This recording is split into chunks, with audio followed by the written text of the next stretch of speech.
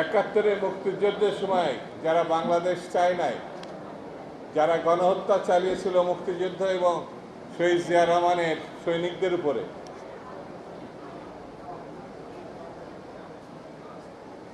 তারা এবং 24-এ আওয়ামী লীগ যে গণহত্যা চালিয়েছিল 50 বছর আগে আর 50 বছর পরে, এই দুই গণহত্যাকারী যেন কোথায় যেন একটু মিলার চেষ্টা করছে,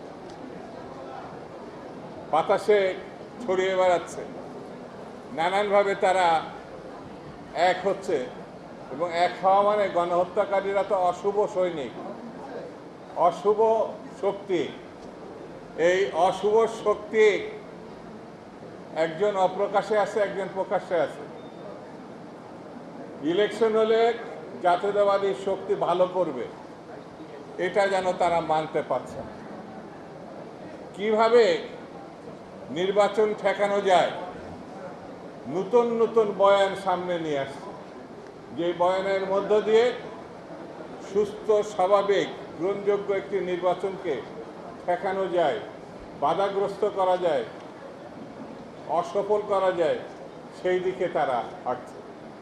আমি শুরুতে বলেছি বেশি কথা বলবো না, শুধু এতটুকু বলি, দীর্ঘ 16টি বছর লড়াই হয়েছে, নেতাকর্মীরা শহীদ হয়েছে, রাস্তায় ছাত্ররা শহীদ হয়েছে। জুলাই এবং আগস্টের মূল কথাই হচ্ছে স্বৈরতন্ত্রের পতন, বিদায়। স্বৈরতন্ত্রের বিদায় হলে গণতন্ত্রের আগমন ঘটে, আর গণতন্ত্রের আগমন ঘটে গণতন্ত্রের উত্তরণের জন্য নির্বাচন ছাড়া কোনো বিকল্প পথ নাই। যদি আমরা নির্বাচনের বিরোধিতা করি, তাহলে স্বৈরতন্ত্রের পক্ষের শক্তি হিসাবে চিহ্নিত হব। কারণ নির্বাচনের নামে ভণ্ডামি করেছে শেখ হাসিনা। 3টা নির্বাচন তিনি করেছেন, কিন্তু ওইগুলো নির্বাচন না, ভণ্ডামির নির্বাচন। আর এখন তো নির্বাচনই হবে না, এরকম বাধা সৃষ্টি করা হচ্ছে। আমি এই অশুভ শক্তিকে বলবো, আপনাদের রাজনৈতিক কর্মসূচি আপনারা জনগণের কাছে নিয়ে যান। পিয়ার টিয়ার আরও কিছু থাকলে নিয়ে যান, আমাদের আপত্তি নাই।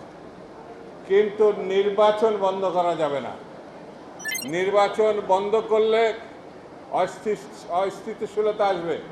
অস্থিতিশীলতা আসলে আধিপত্যবাদী শক্তির পক্ষে যাবে, আর আধিপত্যবাদী শক্তি বাংলাদেশে ভালো কিছু চায় না, সেটা আপনারা দেখেছেন।